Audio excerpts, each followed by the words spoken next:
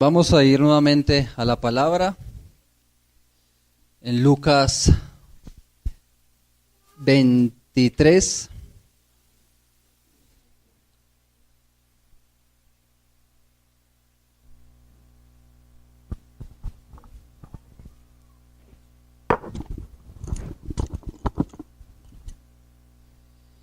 Vamos a leer entonces de los versículos 44 al 49.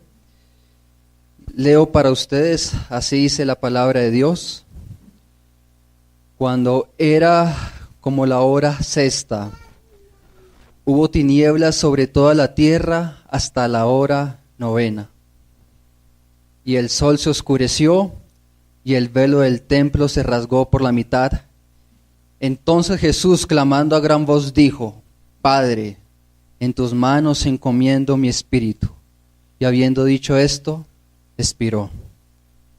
Cuando el centurión vio lo que había acontecido, dio gloria a Dios, diciendo: verdaderamente este hombre era justo. Y toda la multitud de los que estaban presentes en aquel espectáculo, viendo lo que había acontecido, se volvían golpeándose el pecho.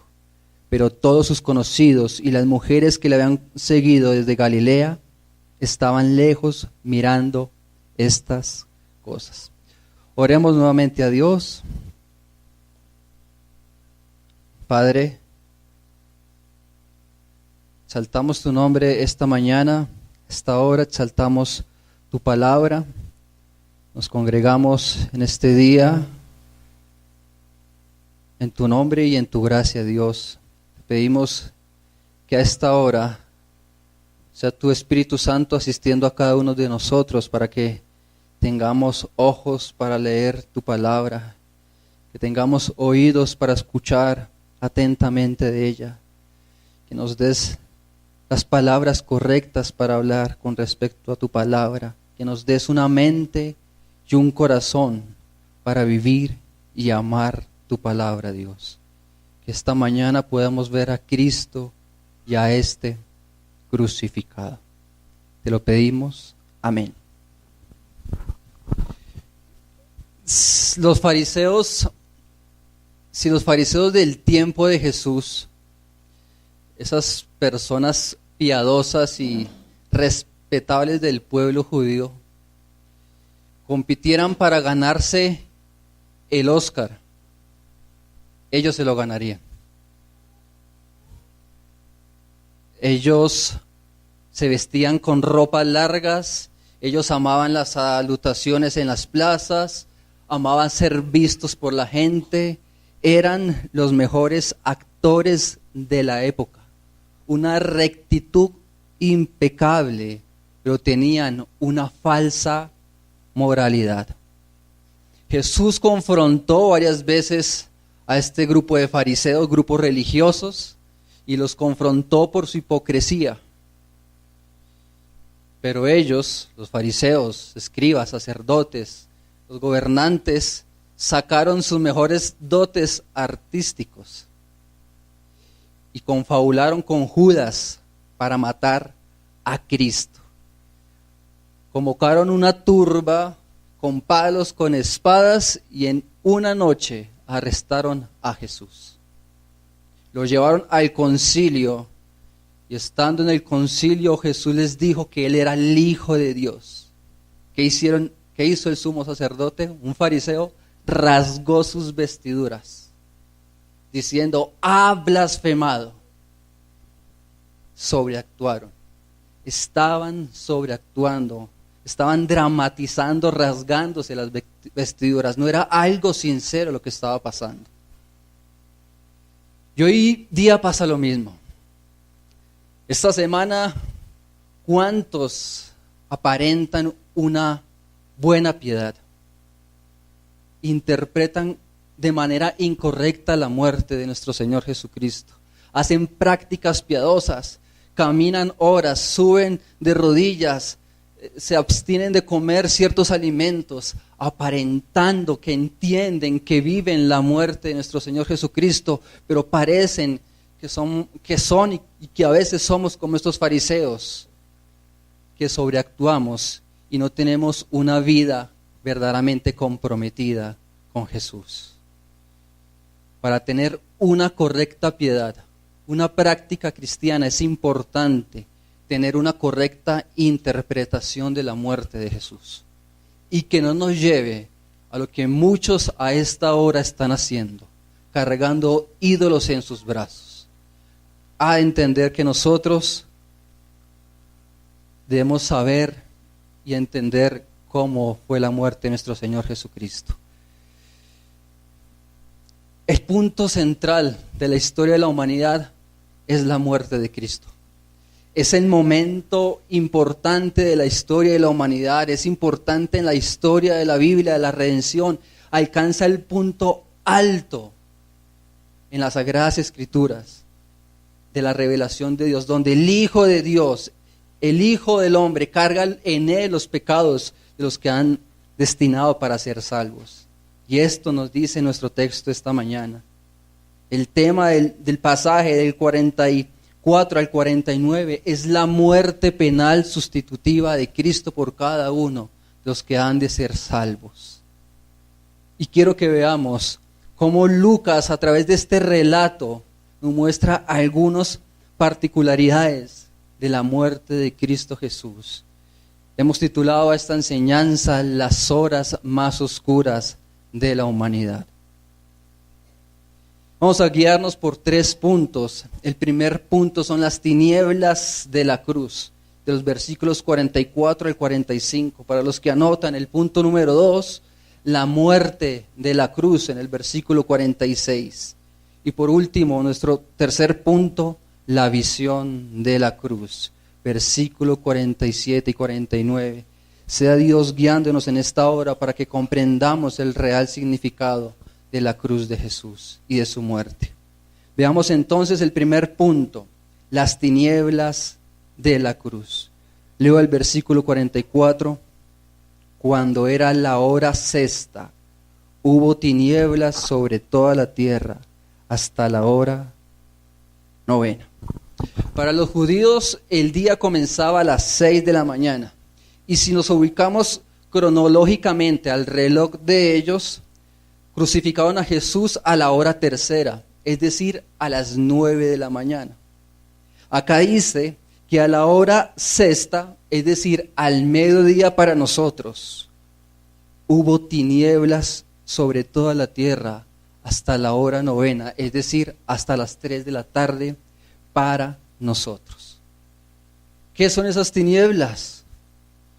¿Cómo así que a pleno mediodía, donde el sol está en su máximo esplendor, se oscurezca el día? Esto es un hecho sobrenatural, esto es anormal, esto es inusual. Que el sol se haya apagado por 3 horas en una región, sobre toda la tierra de Israel, es sorprendente. Y no quiero dramatizar, no quiero ser fariseo y decir, miren esto. Pero pongámonos a pensar, si a este instante se oscureciera, ha de ser algo normal, nos debe causar impresión. Y esto es lo que está pasando para todos los que estaban presentes a esa hora, que haya tinieblas. Y no es una metáfora lo que está pasando aquí, se oscureció la tierra. Para nosotros es fácil porque hoy tenemos luz eléctrica, para ellos debe ser más impresionante porque tenían algunas velas. Pero ¿qué produjo estas tinieblas, esta oscuridad? Podemos decir que fue Dios quien oscureció ese mediodía. Se lo podemos atribuir a la madre naturaleza, que precisamente a esa hora hubo un eclipse lunar y que a esa hora, ese viernes preciso, por casualidad, se oscureció el mediodía. No fue al azar. Es un fenómeno natural guiado por Dios, que tiene el control absoluto de todas las cosas. Está interviniendo directamente, como lo tiene el control del clima, de los desastres naturales, de todas las cosas. Es Dios que está vistiendo de tinieblas este mediodía. Ahora la pregunta, ¿por qué tinieblas? ¿Por qué no lluvia? No sé. pero vemos que la oscuridad en la Biblia es tomado como sinónimo de juicio. Dice Amós 5:18, lo leo: ay de los que desean el día de Jehová. ¿Para qué queréis el día de Jehová? Será de tinieblas y no de luz. Ahí está hablando Amós del juicio de los impíos, donde el juicio va a venir acompañado de tinieblas y de oscuridad. Eso es en el Nuevo Testamento. Hay algunos más textos, pero veamos uno del Nuevo Testamento, que es 2 de Pedro 2:4, diciendo que Dios no perdonó a los ángeles que pecaron contra él, sino que los entregó a prisiones de oscuridad esperando un juicio. Hay relación entre la oscuridad y el juicio de Dios. Entonces, es Dios que está trayendo juicio sobre Israel, sobre las naciones. ¿Por qué? Un juicio llevado a cabo a Dios, ¿por qué? Por los pecados. Dios está castigando a Jesús. Él está sufriendo, como mencionó César anteriormente, una intensa agonía, un terrible abandono por parte de Dios. Está cargando el pecado sobre él, de los hombres que han de creer en él. Está sufriendo un castigo penal, una muerte penal. Así que estas tinieblas exteriores, esa oscuridad a mediodía, está simbolizando lo que está ocurriendo dentro del Dios mismo, de Jesucristo mismo. Él está siendo castigado, él está sufriendo la ira de Dios.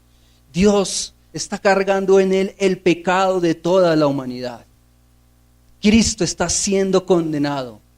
Vuelvo y repito, esas tinieblas físicas están representando los horrores que está viviendo Cristo, haciéndose maldito. Esas 3 horas está castigando Dios a Cristo. Son las horas más oscuras de la humanidad. No podemos que un holocausto nazi, ni un terremoto, ni una pandemia, ni un atentado terrorista catalogado como el más triste, el más oscuro. No, es este viernes negro, pues el Hijo de Dios está siendo condenado. Como dice un himno, hay luto en el espacio, porque está muriendo el Dios encarnado. Dice el versículo 45, y el sol se oscureció. Nos muestra una vez más que los cielos dan testimonio de aquel momento. La naturaleza está reflejando lo que pasa con el Creador. Dice algún comentarista, este es Jesús que cuando nació brilló la noche, pero cuando murió el día se oscureció. Ahí también en el versículo 45 nos dicen que el sol se oscureció y ¿qué más? Y el velo del templo se rasgó. El templo era el centro de la religión del pueblo judío. Recordemos que había un lugar donde se congregaba la nación. En el Antiguo Testamento era en el tabernáculo. Después se congregaba en el templo del rey Salomón. Después de que pasó la cautividad, en el templo de Zorobabel. Y ahora se congregaban en este templo de Herodes, que tenía el lugar santísimo, el santo y los patios, el atrio. Pero dice que el velo se rasgó. Pero no es un velo como el que tenemos en nuestras casas, algo delgado, traslúcido, no. Este velo medía más o menos 8 metros de ancho por 10 de alto. Era grueso. Y dice que se rasgó por la mitad. Es preciso lo que está diciendo Lucas. Recuerden que él es meticuloso. Él es un buen investigador que con diligencia está aportando a la revelación de Dios y dice que lo rasgó por la mitad, y eso es importante. Ese lugar que representaba la separación de Dios con el pueblo y la presencia ha sido rasgado, roto por la mitad. ¿Qué pensarían los sacerdotes que a esa hora estaban en el templo? ¿Se habrán rasgado las vestiduras? ¿Habrán tenido temor? ¿Buscaron la culpa de alguien? No lo sabemos, no lo dice ninguno de los evangelios. Pero lo que sí sé es que se quedaron sin trabajo, porque ahora el camino está abierto. La presencia de Dios que estaba impedida por siglos, ahora está abierta. Quiero que veamos un contraste. Primero en la oscuridad. La oscuridad está ocultando a Cristo en la cruz. Pero veamos el velo que ha sido roto. Algo se oculta, algo se tapa que es Cristo. Pero ahora en el templo, en el velo, algo se abre, que es el camino a Dios, a Cristo mismo. Sus tinieblas disipan nuestras tinieblas. Sus tinieblas, lo que Cristo sufrió en la cruz, disipan nuestras tinieblas. Estamos muertos en delitos y en pecados, es decir, sumergidos en tinieblas. Estamos guiados por la maldad de este mundo, todo este sistema hostil, pero las tinieblas abrieron el camino para nosotros salir de las tinieblas e ir a su luz. Dice Juan 18 que yo soy la luz del mundo, el que me sigue no andará en tinieblas, sino que tendrá la luz de vida. La ruina del hombre es andar en tinieblas, pero no hay técnicas, métodos para salir de las tinieblas del pecado.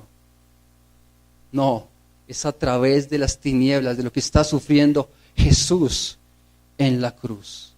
En Él tenemos la luz de vida. Vimos nuestro primer punto, que es las tinieblas en la cruz. Veamos nuestro segundo punto, que es la muerte de la cruz. Versículo 46. Entonces Jesús, clamando a gran voz, dijo: Padre, en tus manos encomiendo mi espíritu. Y habiendo dicho esto, expiró. La oscuridad trajo silencio. Ya no hay burlas, como lo mencionaba anteriormente. Pero miren lo que dice el texto. Clamó, se rompió el silencio, no con un susurro, no algo entre los dientes. La palabra clamando aquí es de donde se deriva la palabra de nosotros, megáfono. Quisiera leer este pasaje con la misma intención que dice el texto. Quisiera gritarlo con voz de megáfono, como está aquí para captar la atención. Padre, en tus manos encomiendo mi espíritu. Esta es la séptima y última palabra de Jesús en la cruz.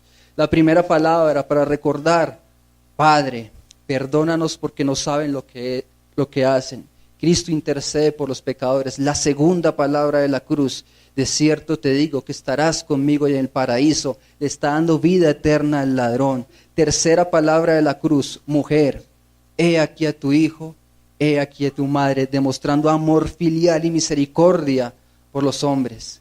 La cuarta palabra en arameo: Elí, Elí, lama sabactani. Dios mío, ¿por qué me has desamparado? Mostrando la agonía y el misterioso abandono del Padre. La quinta palabra: tengo sed, que nos muestra así el sufrimiento corporal y genuino de Cristo. La sexta palabra: consumado es, hecho está. Y la séptima palabra: en tus manos encomiendo mi espíritu. Y Cristo cita, lleno de la palabra, cita el Salmo 31. En otras palabras, Cristo se entrega al Padre, retorna al Padre, vuelve al Padre. Mire, ese vínculo de Cristo con el Padre implica sujeción y obediencia. Pero enfaticémonos un poco más en el contenido. En tus manos encomiendo mi espíritu. Primero vemos confianza de Jesús ante la muerte. Está confiando de que el Padre lo va a recibir con los brazos abiertos. En otras palabras, Cristo está diciendo: vuelvo a ti. Terminé la misión. El propósito de la encarnación ha terminado. Vuelvo a ti, Padre, está diciendo Jesús. Él se ofreció de salvar a su pueblo, a sus escogidos, lo hizo, ahora dice: en tus manos me encomiendo. Dice Spurgeon: su labor ha sido cumplida, el grandioso paladín regresa al trono, y mire cómo lo dice, al trono y a la casa de su Padre. Este no era la casa de Dios, este mundo no era el lugar preferido de Cristo. Y Él vuelve. Pero también vemos que Él presenta su vida, Él ofrece su vida de manera voluntaria. Así que la muerte de Cristo no es una de muchas opciones, no fue un escape, sino hace parte del decreto de Dios. El plan de Dios se materializó por medio de su Hijo, en lo que se llama en la teología el imperativo divino de salvar. El imperativo divino de salvar era obligatorio dentro de la Trinidad, dentro del decreto en que Cristo tenía que salvar, morir en una cruz. No había otra opción. Vamos a unas hojas anteriores, a Lucas 22.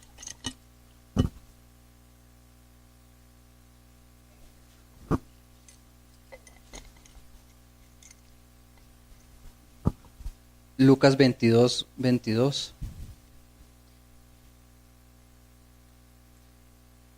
En su contexto está hablando de la institución de la cena del Señor y dice el 22, a la verdad el Hijo del Hombre va según lo que está determinado, pero hay de aquel por quien es entregado. Determinado.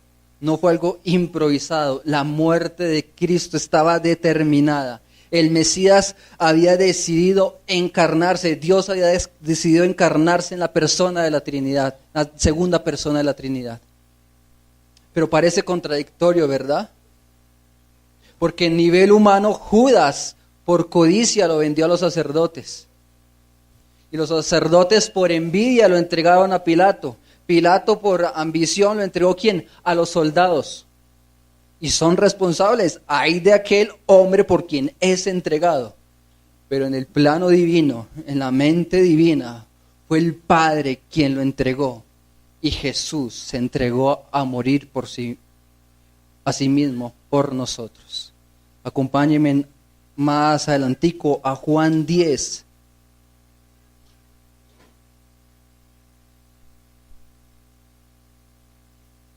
Juan 10, versículo 15.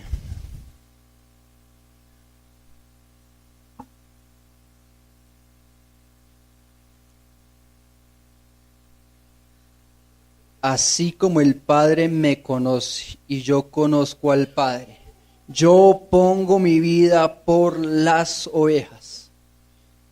Voluntariamente, no fue llevado a la fuerza. El versículo 18, nadie me la quita, sino que yo mismo la pongo. Tenía una misión que era morir por nuestros pecados. Jesús conocía muy bien el Antiguo Testamento. Él conocía Isaías 53. Todos sabemos qué dice Isaías 53, ¿verdad? Los sufrimientos de Cristo. Y cuando él se leía, sabía que estaba hablando de él mismo. Él conocía sus sufrimientos. Podemos decir que esto es el éxodo de Jesús. Jesús sale de Galilea y va a Jerusalén. Y él sabe que va a morir crucificado en Jerusalén. Y no se desvía, sino por su propósito, que es la cruz. Él vino a esta tierra para ir a la cruz. No hay más. En tus manos encomiendo mi espíritu. Qué bueno es regresar a casa cuando usted estaba por mucho tiempo lejos de ella. Y eso fue lo que hizo Cristo. Regresar a la casa. Él había renunciado a todos los privilegios como Dios y se había encarnado como hombre. Ahora vuelve a casa. Continuemos ahí en Lucas 23. Y habiendo dicho esto, expiró. Esta es la parte esencial de la fe cristiana. Esto es esencial, la muerte penal sustitutiva de Cristo. Esto es fundamental. No son unos eventos, no son unos ritos, no son unas procesiones, no son unas imágenes. No es la música. La muerte de Cristo es fundamental. Dice un escritor anglicano, En la muerte de Cristo, allí convergen todas las rutas del pasado y en su muerte nacen todas las rutas del futuro. ¿Qué hace trascendental esta muerte? ¿Qué pasó ese viernes a las 3 de la tarde cuando Él murió? Porque hay tinieblas, porque hay terremoto, porque el velo se rompe, porque todo eso, porque Dios no perdona y ya. Porque Jesús no murió de muerte natural, otras cosas. No había necesidad que nosotros fuéramos salvos, no tendríamos necesidad, podemos ser como los ángeles, esos ángeles caídos que se rebelaron contra Dios y Él no ideó ningún plan, los dejó perdidos en sus pecados. ¿Por qué Dios a nosotros sí nos ha decidido salvar? Y como Él le ha placido y ha querido, la cruz se convierte en una necesidad. La cruz se convierte en una necesidad porque la cruz lleva a cabo esa obra de salvación que es coherente con el carácter justo de Dios. El pecado tiene que ser castigado. La ley que ha sido quebrantada tiene que ser cumplida. La ira de Dios debe ser aplacada. Y todos esos objetivos se cumplen en la cruz y en la obra que Él ha hecho. No hay otra forma. Pero ¿qué pasó en la cruz? ¿Qué pasó en la cruz? Veamos algunas palabras que nos ayudan a entender qué es este acontecimiento histórico para la humanidad. Primero, Cristo está siendo nuestro sustituto. Es la sustitución de Cristo lo que está ocurriendo en la cruz. Está sufriendo el lugar, ocupando el lugar de otro. Y Cristo está siendo el sustituto. Él está sufriendo las tinieblas que esta humanidad merecía. Él está haciendo el abandono. Está sufriendo el abandono, el castigo que merecíamos. Él cumple lo que nosotros no podíamos cumplir. La doctrina de la sustitución afirma que este sustituto que nos reemplaza a nosotros en la cruz debía ser semejante a nosotros. Por eso es que se dice que Cristo es el segundo Adán, es nuestro representante. Recordemos cuando Abraham tiene el cuchillo y va a matar a su hijo Isaac, ¿qué parece? Un carnero. Y es el sustituto para su hijo. Es exactamente lo que está pasando en la cruz. Cristo está ocupando el lugar de cada uno de nosotros. Isaías dice que este sustituto debe ser el siervo sufriente, es decir, que debe expiar los pecados. Esta es nuestra segunda palabra, expiación. ¿Qué está pasando en la cruz? Está expiando nuestros pecados. Expiar es limpiar, borrar, reparar. Y es lo que está haciendo la preciosa sangre de Cristo en la cruz. Sangre del nuevo pacto, dice Mateo, que es para la remisión, para la expiación de pecados. Por eso los azotes, por eso la lanza atravesada, porque está derramando su sangre para el perdón de pecados. Recordemos que sin derramamiento de sangre no hay perdón de pecados. Y nos trasladamos nuevamente al Antiguo Testamento, ese día solemne para el pueblo judío, el día de la expiación. Traían dos corderos, uno imponían los pecados y mandaban ese cordero al desierto, pero el otro era degollado y su sangre era derramada en el propiciatorio. A lo que nos lleva a nuestra tercera palabra en la cruz, propiciación. En la cruz Cristo es nuestra propiciación, y propiciación significa apaciguar, aplacar. Me gusta como lo dice John Piper, absorber. Cristo está absorbiendo la ira, está aplacando la ira de Dios. Dice Juan, 1 Juan 2, Él es la propiciación por nuestros pecados. La ira eterna. 3 horas. 3 horas duró Cristo de la hora sexta a la hora novena, llevando el castigo. que nosotros merecíamos eternamente. Veamos a nuestra siguiente palabra, que es redención. En la cruz estamos siendo redimidos y la redención es comprar, rescatar. Cristo nos rescató de nuestro estado lamentable de pecado, de nuestro cautiverio. Éramos esclavos del mundo, del pecado. Ahora un rescate divino y somos redimidos. ¿Y cómo somos redimidos? Por la sangre del Cordero. Podemos hablar también que en la cruz fuimos justificados. Fuimos declarados justos delante de Él. Ya no tenemos culpa. Dice Romanos 3:24, siendo justificados gratuitamente mediante la redención que es en Cristo Jesús. Miren todo lo que se logró. Y faltaría mencionar adopción, reconciliación, etcétera, etcétera. Pero miren, Cristo, nuestro sustituto, ocupa nuestro lugar en la cruz, sangra, expía nuestros pecados. Asimismo es la propiciación, toma la ira que merecíamos nosotros, nos libera, nos rescata y nos justifica delante de Dios. Por eso la muerte de Cristo es sin igual, sin precedentes y es vital para el destino del alma. No es solo un hombre ahí colgado,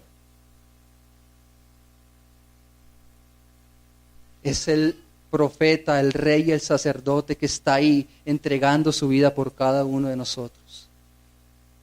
Este es el fundamento de la teología. Por eso era el tema preferido de Pablo, predicar a Jesucristo y a este crucificado. En la cruz, ¿qué está pasando? Lo dice R.C. Sproul, está Dios llevándonos del polvo, de la miseria, del pecado, y nos está llevando a la gloria del Hijo. Eso está pasando en la cruz. Vamos a 1 Corintios 5, 17, por favor.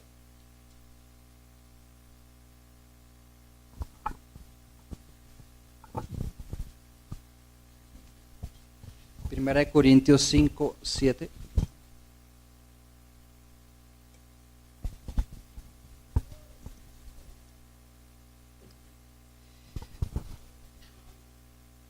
Dice, limpiaos pues de la vieja levadura, para que seáis nueva masa, sin levadura como sois, porque nuestra Pascua, que es Cristo, ya fue sacrificada por vosotros. Porque nuestra Pascua, que es Cristo, ya fue sacrificada por nosotros. Aquí la levadura, dice que nos limpiemos de la levadura, y esta levadura es sinónimo de pecado, de inmundicia, de corrupción.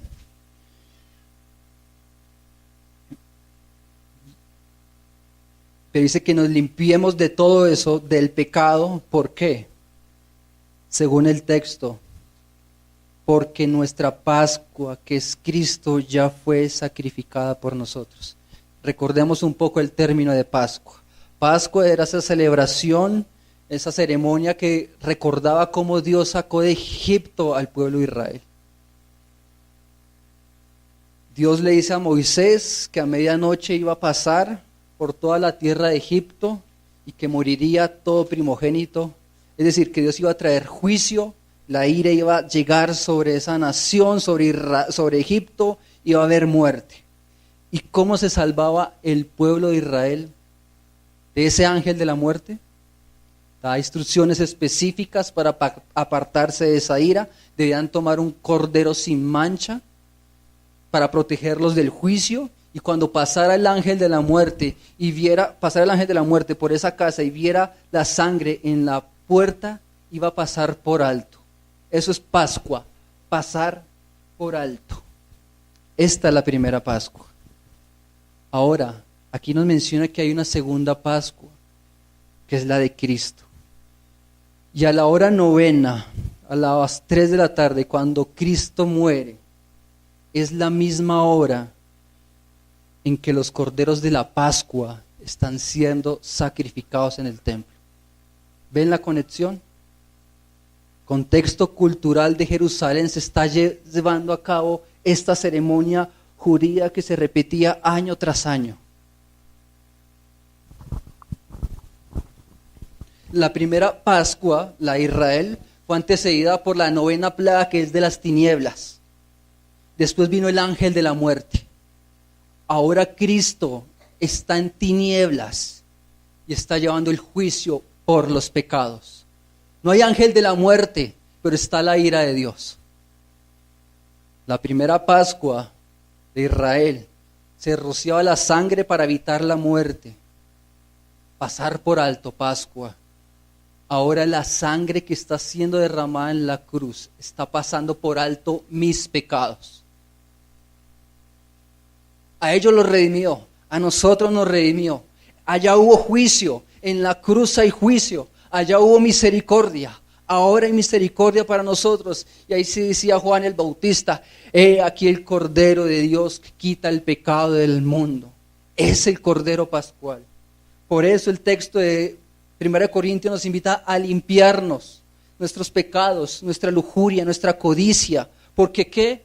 Cristo, nuestra Pascua, ha llevado nuestro pecado y debemos vivir a la luz de esa Pascua.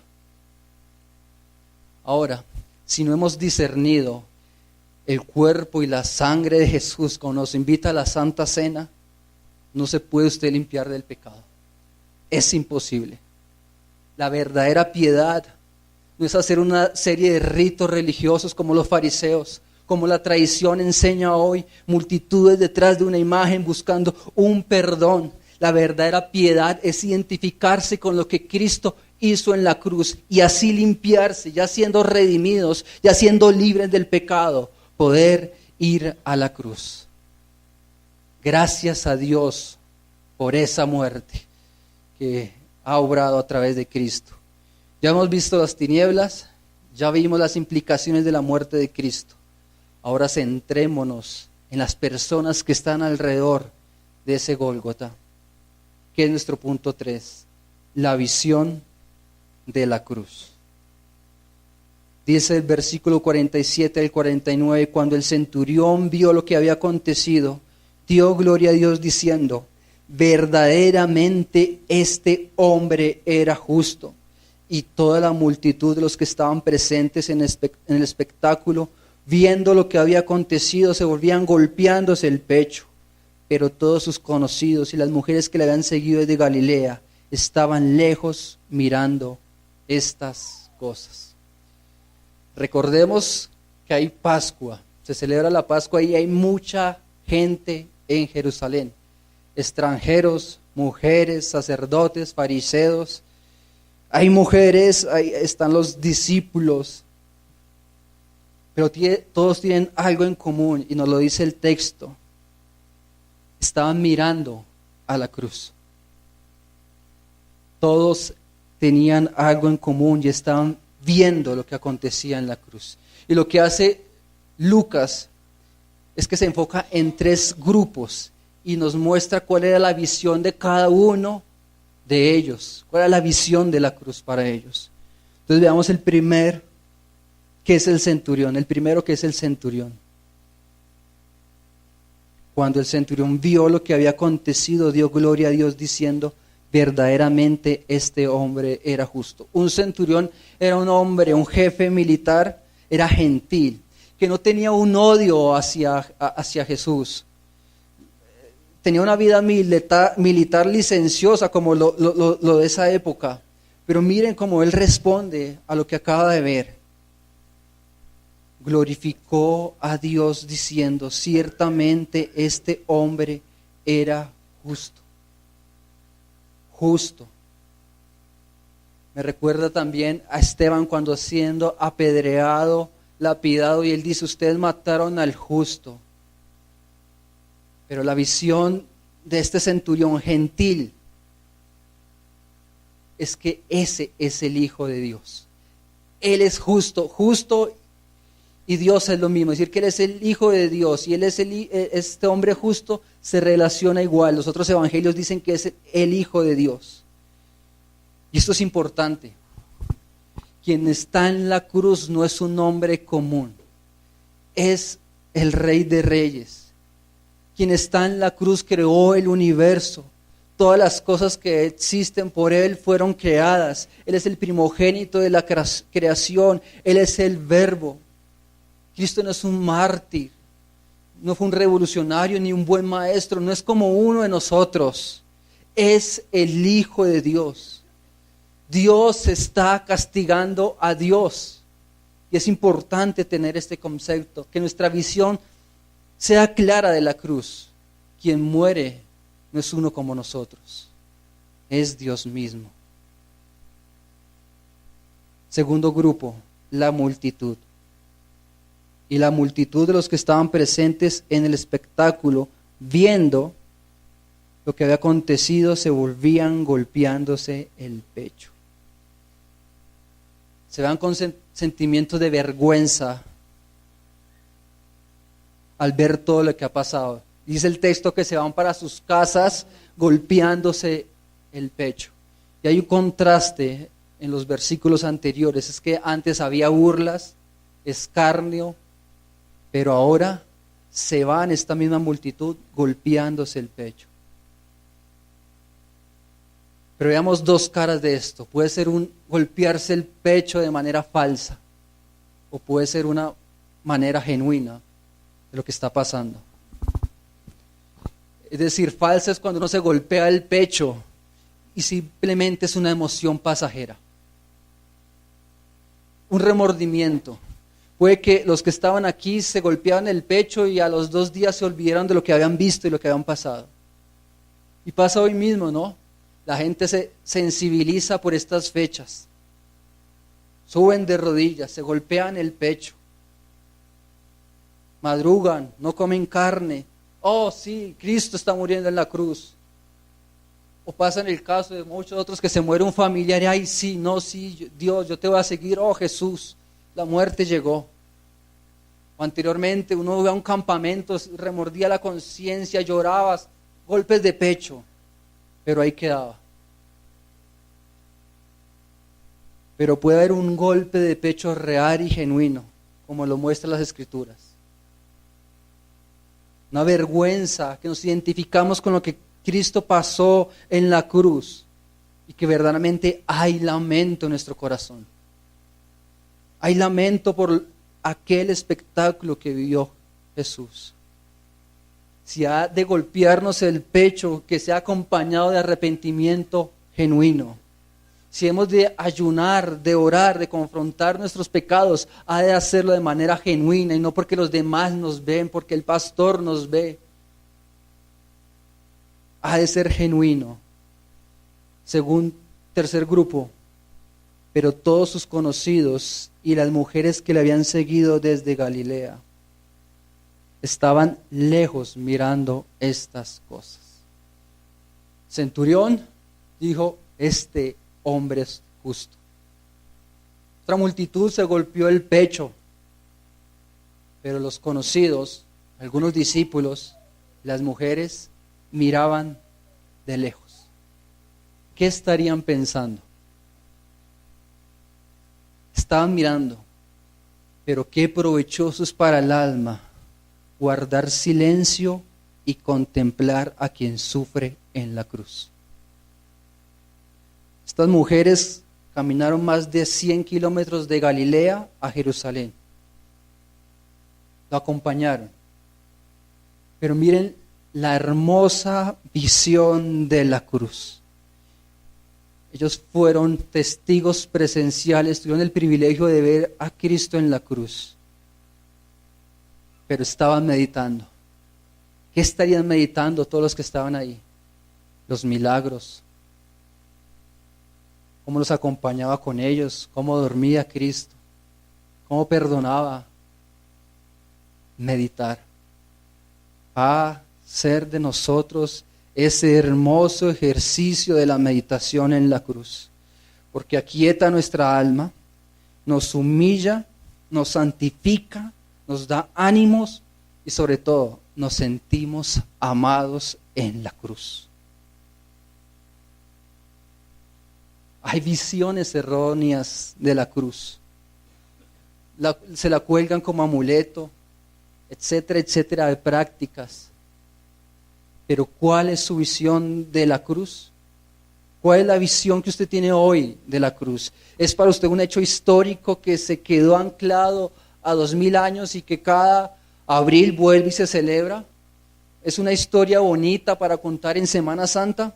¿O es algo muy repetitivo y que como cristiano ya lleva mucho tiempo y ya no hay nada nuevo? ¿Cuál es su visión de la cruz? Porque hay tesoros insondables en ella.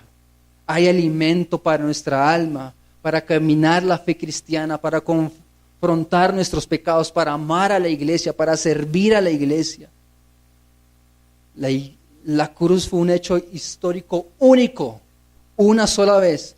No se puede repetir como lo están repitiendo a esta misma hora. Es un hecho único, pero sí se puede recordar. Por eso Él dice, hagan esto en memoria de mí. Debemos recordar, identificarnos con estas mujeres y estos conocidos que estaban ahí que contemplaron la cruz. No mire la situación económica de este país. No mire las cosas de este mundo porque de seguro se va a decepcionar. No ponga su mirada en las cosas de este mundo. Mire a Cristo. Mire la obra que hizo, fue su sustituto, pagó sus pecados, aplacó la ira de Dios. Es mirar a Cristo, es levantarse, confrontar sus pecados, ir a la cruz, volverse a caer, mirar a la cruz, ir al Evangelio, mirar a Cristo, caminar de la fe cristiana. Eso es lo que nos enseña la visión de la cruz. Ya hemos visto nuestros 3 puntos. Las tinieblas del juicio de Dios, la muerte y los beneficios que hay para cada uno de nosotros. Ya vemos cuál es la visión correcta de la cruz. ¿Y qué nos enseña entonces el texto de la mañana de hoy? 3 cosas. Una verdad con respecto al hombre, a nosotros. Es que el corazón del hombre es duro. Depravación total. Engañoso es el corazón del hombre. Miren que el texto no nos dice que por esta oscuridad sacerdotes hayan creído en Dios. Lo que vemos es más bien que en hechos sigue la persecución al cristianismo. Qué duro es el corazón del hombre, que ni aun con sucesos sobrenaturales creyeron. No digamos, yo quiero ver un milagro y ahí sí sigo a Dios. Yo quiero ver un ángel y cuando vea un ángel, ahí sí voy a creer. Eso demuestra la dureza del corazón.